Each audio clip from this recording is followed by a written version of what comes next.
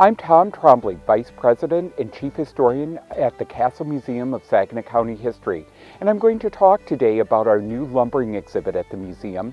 We're standing at Green Point. This is where the Shiawassee and Tittabawassee rivers join together to form the Saginaw River, and we're going to discuss how the river system was so important in making Saginaw the lumber capital of the world 130 some years ago.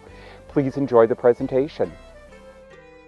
Our new galleries celebrate Saginaw's lumbering history. This photograph of a wharf along the Saginaw River really demonstrates how Saginaw claimed to be the lumber capital of the world. Of course, the story started in the forest with the great pineries that were located north of Saginaw, and were connected to Saginaw through the river system. And just when you look at this map, you really get an idea how centrally located Saginaw is and how perfectly positioned on the river it is to become a processing center for the trees that were cut in the great pineries of Michigan.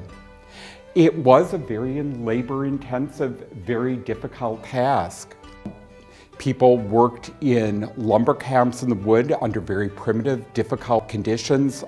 This bunkhouse really suggests just how primitive and how difficult the working conditions were. You would work from sunrise to sunset and live in throughout the winter in a very simple bunkhouse. However primitive the living conditions were and how simple the tools were, the ability to cut and process trees really was perfected to a very efficient and very systematic level. One where employees or lumberjacks had, or shanty boys as they were sometimes called, had very specific tasks. And we don't need to learn to cut a tree in this talk, although if you come to the museum and study the photographs, you certainly can learn how to do it. And just taking on a tree of this size, it just shows how careful you had to be and why the upper limbs were sometimes called widow makers. It was very dangerous work. Of course, once the tree had been cut and the limbs removed, that was only part of the task. Actually, over 50% of the cost of processing trees into lumber, what happened in transporting the logs from the woods to the mill. Oxen were used to drag the logs to sleds, and actually they went even further by icing the roads during the winter. And it was very seasonal, so you cut trees in the winter so that you could use the frozen ground and ice paths to drag the logs down to the sleds where they would be loaded. Just gives you an idea of just how mammoth the sleds were and how mammoth the task was of loading the logs onto the sleds. The whole idea was getting them to the riverbank or to the stream bank so that they could be floated down the rivers to Saginaw or to Bay City. This is a point on one of the headwaters of the Tittabawassee River, waiting for the spring thaw when the logs would be floated into the river. Each log was marked by a scaler with a distinctive mark. The marks were used both at the booming ground where they were sorted by the mark, but also were used by the companies to trace back where the logs came from, which of their timberlands. And this is just part of preparing a dam to let free the logs. Once again, I mean, the whole idea is to get the logs from here, and this is someplace way north of Midland, to Saginaw. This is the Tittabawassee River just before the sorting grounds, and this is about where Immerman Park is located today. And just another map to show how Saginaw connected to the Tittabawassee River system, and it really made Saginaw into a perfect point for processing lumber. Near where Greenpoint Nature Center is today, the Tittabawassee Boom Company, and the Tittabawassee Boom Company was an organization that was formed to control the Tittabawassee River for the transportation of logs. It was chartered by the state and controlled all the transportation of logs on the river from the 1860s through the mid-1890s. And this is their sorting ground. Each of these pens represents a different company's logs and then would be rafted down to the sawmills. It was incredibly difficult work. The men stayed out there near Greenpoint in a boarding house, and I can't imagine being able to sort log, standing on a log and being able to read the mark looking down at the side of the end of a log. There were many innovations. One was a distinctive rafting pin that was used in Saginaw. Rafting pins were driven into the logs over a piece of rope to hold the logs together to form a raft to take to the mills. And one of the people from Saginaw, Thomas Raymond, patented a rafting pin that had a slightly rounded opening so that it didn't cut through the rope. And this is just a photograph of the logs going down, being rafted down the river towards the sawmills. This is a map in our gallery that shows the locations of the sawmills along the Saginaw River.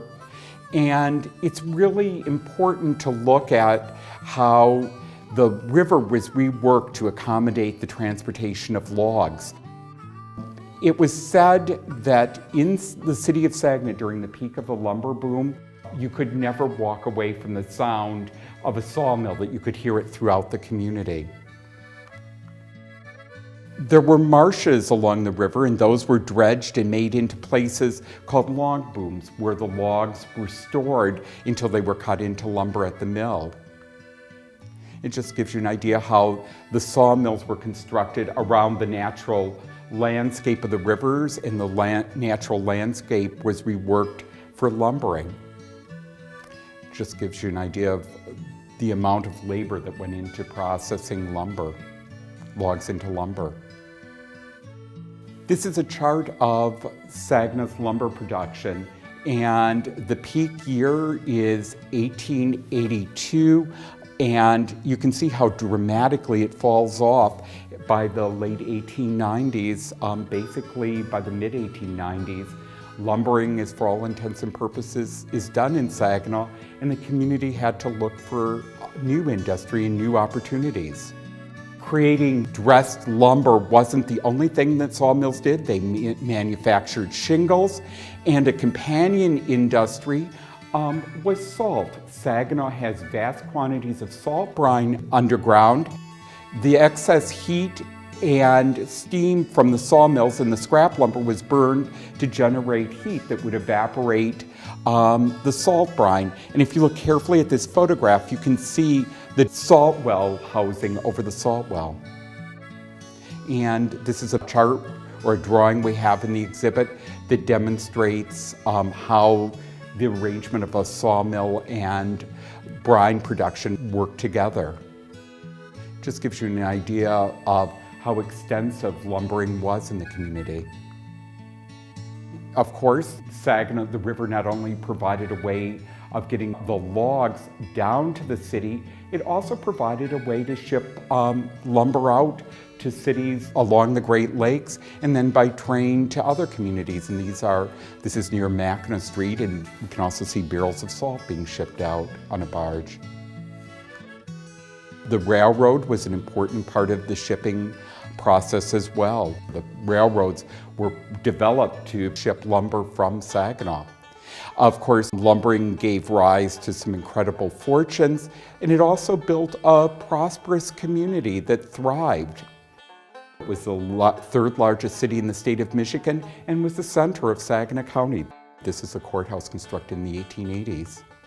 And it gave rise to a really prosperous community. This is a dock along the Saginaw River the Eddy family had, and this is their mill. And it also shows a transition, kind of suggesting the transition that would happen after lumbering.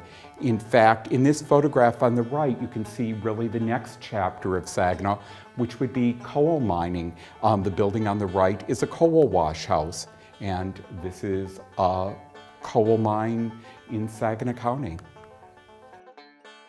This site on the west bank of the river near the Genesee Avenue Bridge was the location of C.K. Eddy & Sons Sawmill. The river provided a means for transporting logs from the forest to the mills, and it also was a gateway for transporting finished lumber to the cities along the Great Lakes. We'd like to invite you to come down to the museum very soon to explore our new exhibit. Thank you so much.